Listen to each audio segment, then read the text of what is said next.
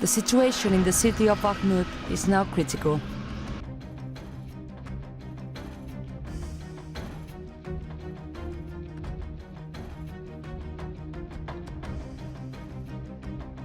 As Ukrainian forces try as hard as they can to cling to this eastern city, Russian troops might be closer than ever.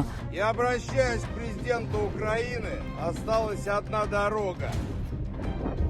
Клещи сжимают. The Russian mercenary group has also called on President Zelensky to withdraw his forces from the city. வீழ்ந்தது Bakhmut.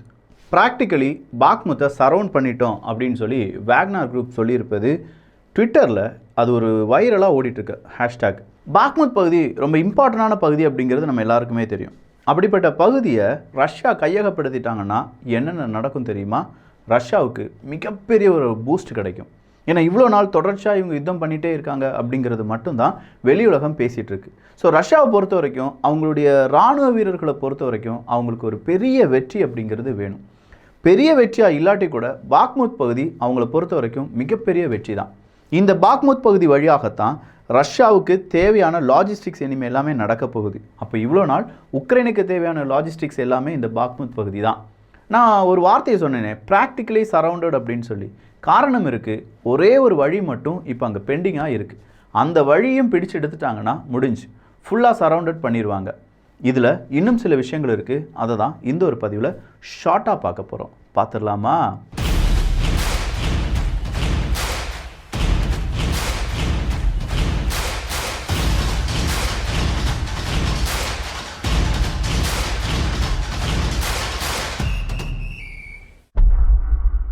இந்த Bakhmut பகுதி அப்படின்னு சொல்லும்போது, இந்த Bakhmut பகுதியில் இப்போதைக்கு 4500 மனிதர்கள் இருக்காங்க. இராணுவ வீரர்கள் இல்லை, 4500 மனிதர்கள் இருக்காங்க, 48 குழந்தைகள் இருக்காங்க அப்படிங்கிறது அஃபிஷியலாக வெளிவந்த தகவல்.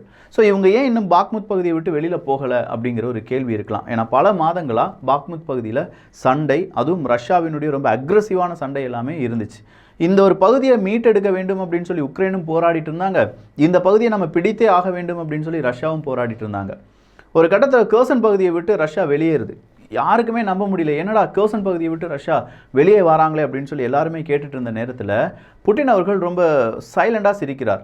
எங்களுடைய டார்கெட் கர்சன் கிடையாது, ஏன்னா கர்சன் உன்னால் ஒன்றும் செய்ய முடியாது, அதுக்கு மேலே இருக்கக்கூடிய பகுதி எல்லாமே நாங்கள் கையகப்படுத்திட்டோம், அதில் ஒரு சின்ன பகுதி தான் உனக்கு தாரேன், எனக்கு தேவை இந்த கர்சன் பகுதி வரை நீ கொண்டு வரக்கூடிய அந்த லாஜிஸ்டிக்ஸ் மிகப்பெரிய வழித்தடத்தை மறைப்பது தான், அது பாக்முத் பகுதியில் தான் இருக்குது, அதை போய் நான் பிடிக்க போகிறேன் அப்படின்னு சொல்கிறாங்க. ஸோ பாக்முத் பகுதியில் உக்ரைனுடைய இராணுவ வீரர்கள் பல வீரர்கள் குவிக்கப்படுறாங்க, புது ஆயுதங்கள் எல்லாமே வரவழைக்கப்படுகிறது. ஆனாலும் ரஷ்யாவினுடைய தாக்குதல் ரொம்ப ஸ்லோவாக இருந்துச்சு. பக்கா பிளானிங்கோடி பாக்முத் பகுதி அப்படிங்கிறது கொஞ்சம் கொஞ்சமாக பல முனைகளிலிருந்து ரஷ்யாவினுடைய தாக்குதலுக்கு உட்பட்டது அப்படின்னு சொல்லலாம். இந்த பாக்முத் பகுதியினுடைய ஒரே ஒரு அந்த ரோடை மட்டுமே இனிமேல் கிராஸ் பண்ண வேண்டியதாக இருக்குது. அந்த இடத்துல இப்போ உக்ரைனுடைய இராணுவ வீரர்கள் ஹோல்ட் பண்ணிட்டு இருக்காங்க. வேக்னர் குரூப்பினுடைய முதலாளி இல்லாட்டி அதை தோற்றுவித்தவர் இன்னைக்கு ஜெலன்ஸ்கி அவர்களுக்கு ஒரு எச்சரிக்கை கொடுத்துருக்கார். அப்போ பாக்முத் பகுதியை பிடிச்சிட்டோம், அங்கே இருக்கக்கூடிய உக்ரைனர்களை சரவுண்ட் பண்ணிட்டோம், ஸோ ஒன்று நீங்கள் அங்கேருந்து பின்வாங்கிக் கொள்ளுங்கள், அப்படி இல்லைனா உங்களுடைய இராணுவ வீரர்களிடம் என்ன செய்யுங்க, துப்பாக்கியை கீழே போட்டு சரணடைய சொல்லுங்கள், விட்டுறோம் அப்படிங்கிறத அந்த எச்சரிக்கை. ஜெலன்ஸ்கி அவர்கள் இதை கேட்பாரா அப்படின்னு பார்த்தா கிடையாது. ஏன்னா வாய்ப்பு இல்லை. பாக்முத் பகுதியை பொறுத்த வரைக்கும் அதை வாண்டடாக அவங்க விட்டு கொடுத்துட்டாங்கன்னு வச்சுக்கோங்களேன், உக்ரைன் விட்டு கொடுத்தது அப்படின்னா உக்ரைனுக்கு அது பேரிழப்பாக மாறிவிடும். ஸோ வாண்டடாக அவங்க விட்டு கொடுக்க மாட்டாங்க, நாங்கள் போராடி தான் இதை விட்டு கொடுப்போம் அப்படின்னு சொல்லுவாங்க. ஒரு கட்டத்துக்கு மேலே ரஷ்யாவினுடைய கையில் அது பாக்முத் வந்துருச்சு அப்படின்னு சொல்லி இன்னும் ஒரு தினத்தில் அஃபிஷியல் அறிவிப்பு அப்படிங்கிறது வந்துடும்.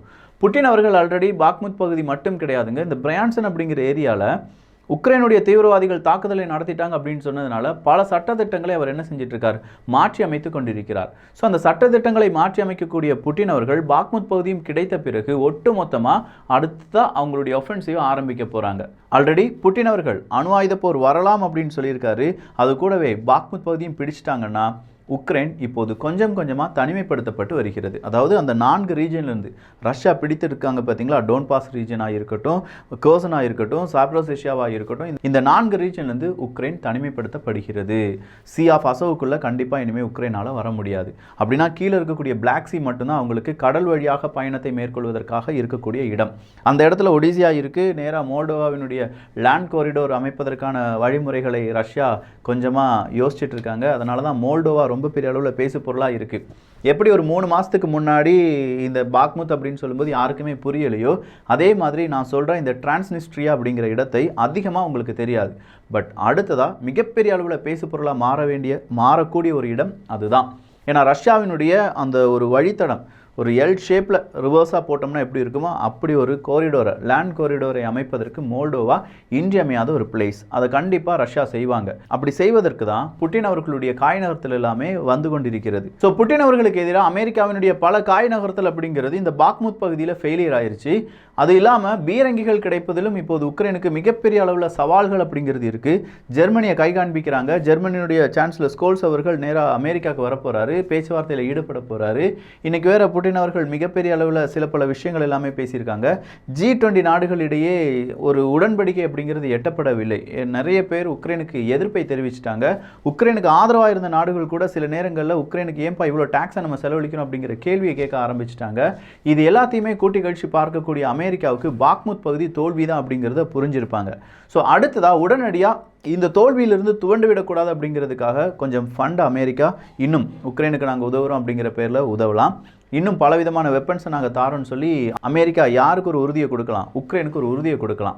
ஆனாலும் பாக்முத் பகுதிக்கு பிறகு ரஷ்யாவினுடைய தாக்குதல் எந்த பக்கமாக இருக்கும் அப்படிங்கிறது ஒரு பெரும் கேள்வியாக பார்க்கப்படுது. ஏன்னா ரஷ்யாவினுடைய ஃப்ரண்ட் லைன் அந்த மேப்பெல்லாம் நம்ம எடுத்து பார்த்தோம்னா யூகேனுடைய இன்டெலிஜென்ஸ் ரிப்போர்ட், உக்ரைனுடைய இன்டெலிஜென்ஸ் ரிப்போர்ட், CIA இவங்கெல்லாம் என்ன சொன்னாங்க, ஃப்ரண்ட் லைனில் மூவ்மெண்ட்டே இல்லைப்பா, ரஷ்யாலாம் நின்ன இடத்துல நின்றுட்டு இருக்காங்க அப்படின்னா முந்தானத்து வர சொல்லிட்டு இருந்தாங்க. ஆனால் திடீர்னு பார்த்தா ஃப்ரண்ட் லைனில் மிகப்பெரிய மூவ்மெண்ட் ரஷ்யா காண்பித்திருக்கிறது. கண்டிப்பாக இது ரஷ்யா உடனடியாக செய்த மூவ்மெண்ட்டாக இருக்காது.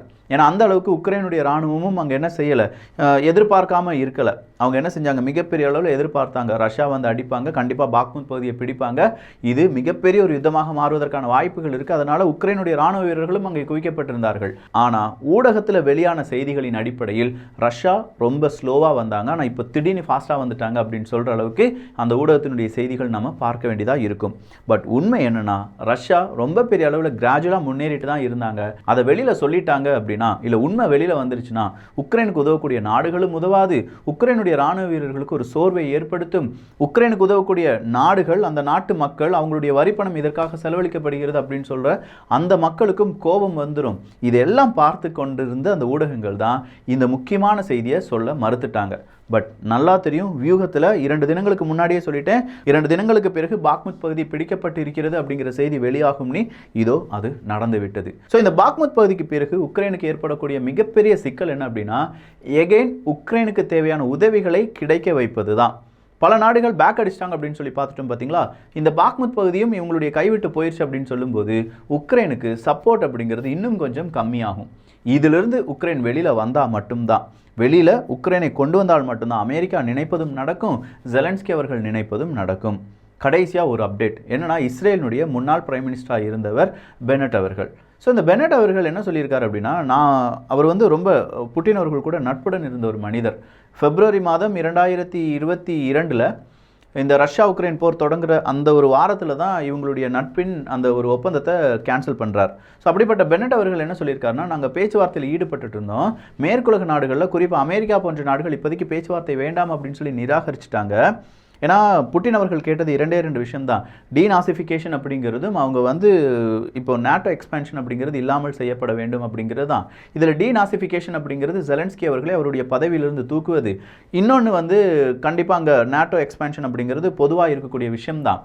ஸோ நான் ரொம்ப ப்ரெஷர் பண்ணேன், இஸ்ரேல் ரொம்ப ப்ரெஷர் பண்ணதுனால டீநாசிஃபிகேஷன் அப்படிங்கிறது கூட நான் கேன்சல் பண்ணிக்கிறேன்ப்பா, ஆனால் நேட்டோ கூட அவங்க இணையக்கூடாது அப்படின்னு சொல்றதுல ரஷ்யா உறுதியாக இருந்தாங்க. பட் இதையும் மறுத்தாங்க மேற்குலக நாடுகள். அதனால தான் இந்த பிரச்சனை ரொம்ப பெரிய அளவில் எஸ்கலேட் ஆயிடுச்சு அப்படின்னு சொல்கிற அந்த உண்மை வெளியாகி இருக்கிறது. ஸோ கொஞ்சம் யோசிச்சு பாருங்கள், பேச்சுவார்த்தை நடந்திருக்கு, அதை கேன்சல் பண்ண வச்சுருக்காங்க. பாக்முத் பகுதி கிடைக்காதுன்னு சொல்லி நம்ப வச்சாங்க. இதோ பாக்முத் பகுதியும் இப்போது ரஷ்யாவினுடைய கட்டுப்பாட்டுக்குள்ளே போயிடுச்சு. கடைசியாக மேற்குலக நாடுகள் சொல்லியிருக்கக்கூடிய அடுத்த செய்தி, 2024 ரஷ்யாவுக்கு ஃபண்ட் இல்லாமல் போகும் அப்படிங்கிறது தான். இதை நீங்கள் நம்புறீங்களா? அப்படி நம்புறீங்கன்னா உங்களுடைய கருத்துக்கள், இதை நீங்கள் நம்பலனா அதுவும் உங்களுடைய கருத்துக்களாக இங்கே வரவேற்கப்படுகின்றன. ஸோ பாக்முத் பகுதி இப்போதைக்கு ஒரு 90% வீழ்ந்து விட்டது. 10% மக்களை வெளியேற்றுவதற்காக ஒரு சேஃப் பேசேஜ் கோரிடோர் அப்படிங்கிறது உருவாக்கப்படும். அதன் பிறகு ஒரு பெரிய தாக்குதல் நடந்து ஒட்டுமொத்தமான பாக்முத் பகுதியை வேகனார் குரூப் பிடித்தெடுத்து விட்டார்கள் அப்படிங்கிற ஒரு செய்தி வெளியாகும். அது நாளையே வெளியானாலும் பிரமிப்பதற்கு ஒன்றும் கிடையாது. ஸோ இந்த ஒரு செய்தியை பற்றிய உங்களுடைய கருத்துக்கள் இங்கே வரவேற்கப்படுகின்றன. எல்லோரும் வியூகத்தில், தமிழ் வியூகத்தில் இணைந்திருங்கள். நல்லதை பகிர்ந்து நல்ல சமுதாயத்தை உருவாக்குவோம். நன்றி, வணக்கம்.